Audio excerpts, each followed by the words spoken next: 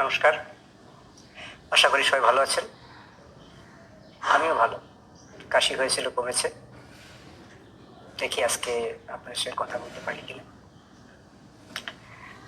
আমি আজকে অ্যারোবিক্স নিয়ে বলবো। বয়স হয়েছে 67 চলছে, ভালো আছি। সেই ভালো থাকাটা আপনাদের সঙ্গে শেয়ার করতে চাই, কিভাবে ভালো থাকি। আমি যা যা করি সেটা এখানে আলোচনা করতে চেষ্টা করছি, আর যেটা পারি না সেটাও আলোচনা করি। কারণ যদি আপনি পারেন অবশ্যই আপনি করবেন, সেটা নেই। বিক্ষিপ্তভাবে হলেও আমি করি, সারা সপ্তাহে বা সারা মাসে জুড়ে। আমার ভালো থাকার একটা কারণ হয়তো সেটাই, সেটা এক্সারসাইজ বা খাওয়া দাওয়া, আমার অভ্যাস।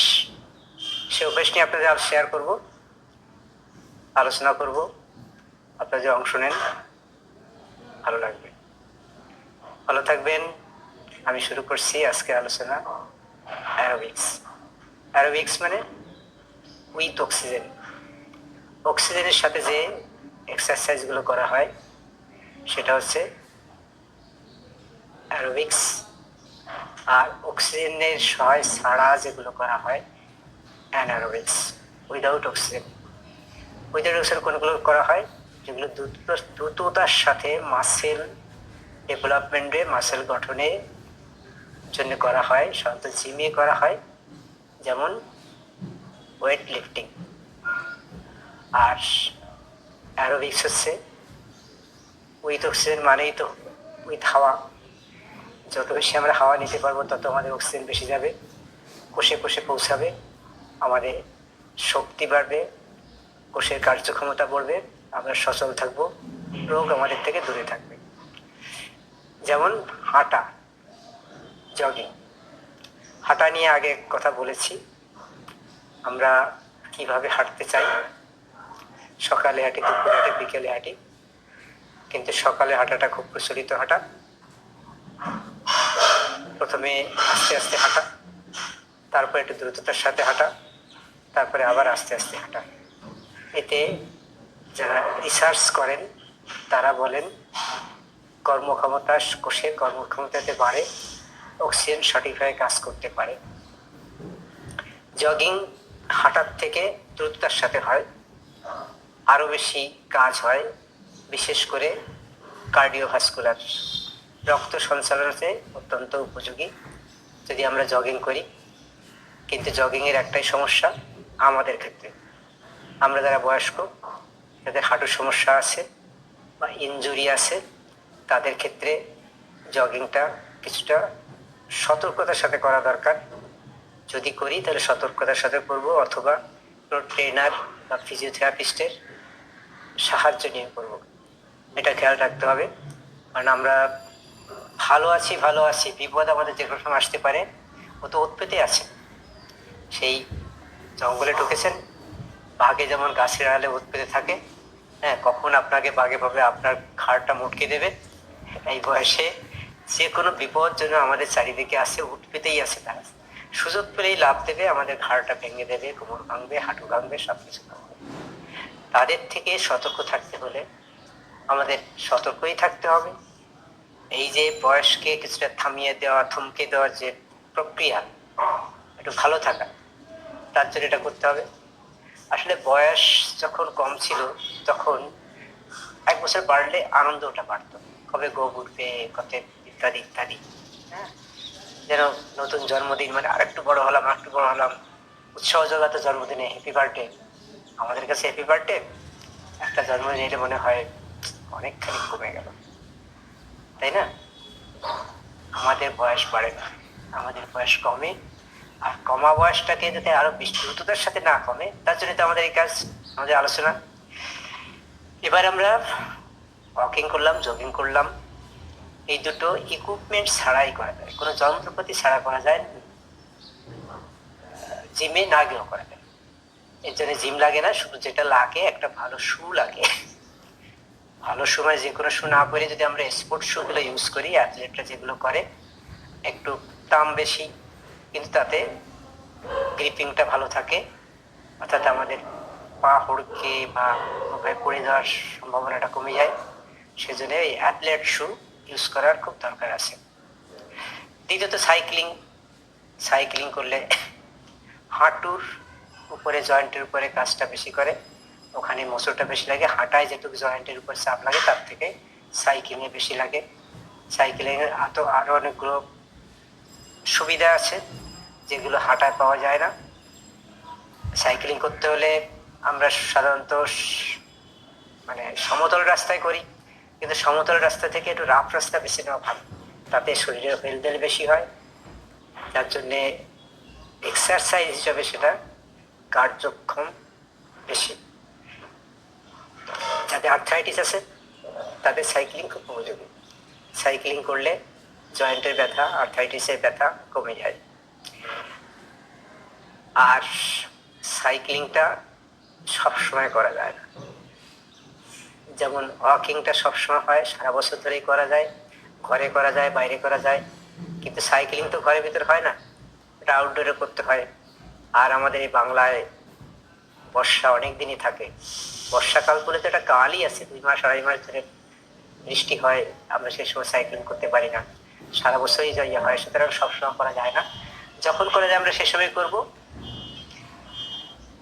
আর হচ্ছে কার্ডিওভাস্কুলার ইকুইপমেন্টস, আসলে যন্ত্রপাতির সাহায্য নেওয়া, সেটা সব বয়সের সব মানুষের করে, আমরাও করতে পারি, কিন্তু তার জন্য জিমে যেতে হয়।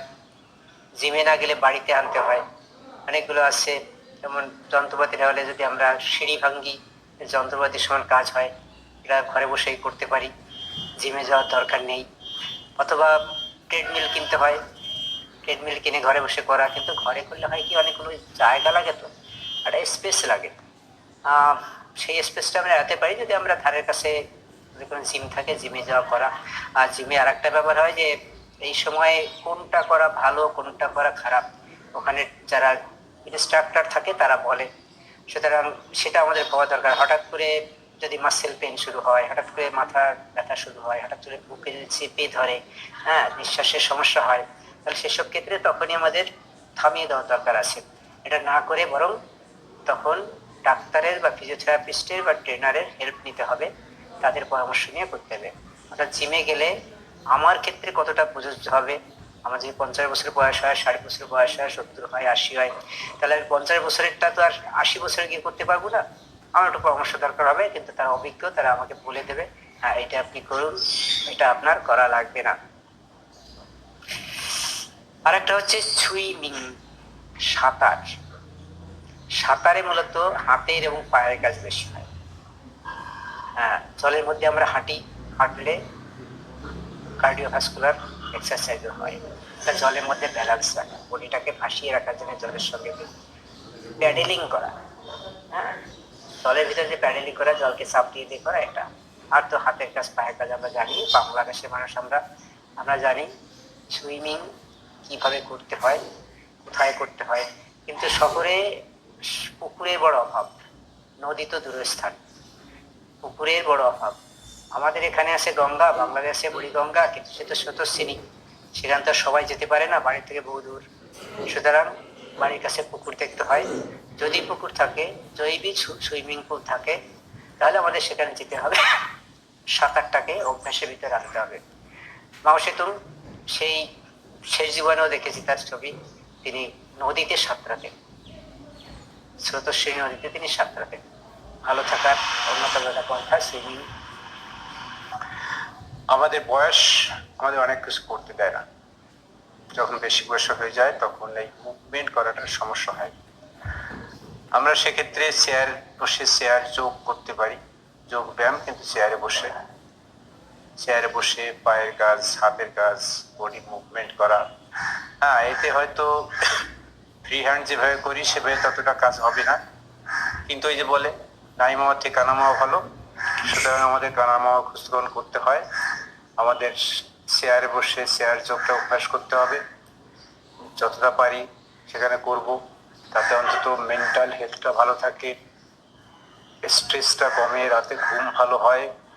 কাজগুলো তো হবে, যেটুকু হয় সেটুকু আমাদের করতে হবে। অ্যারোবিক এক্সারসাইজ যে আমরা করব কোন কমবে লাগবে, অর্থাৎ উপকারিতা কি। যদি আমরা অ্যারোবিক এক্সারসাইজ করি সেটা একেবারে লো ইম্প্যাক্ট হোক আর হাই ইম্প্যাক্ট হোক, সেটাই করি না কেন স্বার্থ অনুসারে আমাদের শরীর যেটা সইবে, যতটা সইবে আমরা ততটা করবো। অর্থাৎ যেটা আমরা করি নর্মাল রেঞ্জে একটা করি, যদি বাড়াতে আমার শরীর সামর্থ্য হয় তাহলে আমি সেটা বেশি সময় ধরে করব, বেশি গতি বাড়িয়ে করব, তাহলে তার ইম্প্যাক্টটা বেশি। এটা নির্ভর করে আমাদের শরীরের উপরে আমরা কতটা সেটা করতে পারি।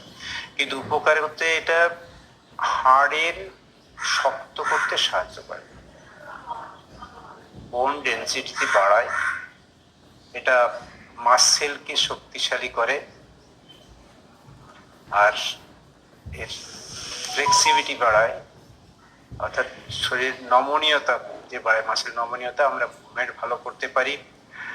এটা ব্যালেন্স রাখতে সাহায্য করে, আমরা তো হুটহাট করে পড়ে যাওয়ার একটা চান্স থাকে, সেই ব্যাপারটা কমে। আর হচ্ছে শরীরের ওজন কমতে সাহায্য করে, সেটা নির্ভর করবে আমাদের এক্সারসাইজ করার উপরে। লাং ফাংশনটা ভালো হয়, হার্ট ফাংশন ভালো হয়, রক্ত চলাচল ভালো হয়, এইগুলো হয় যার জন্যে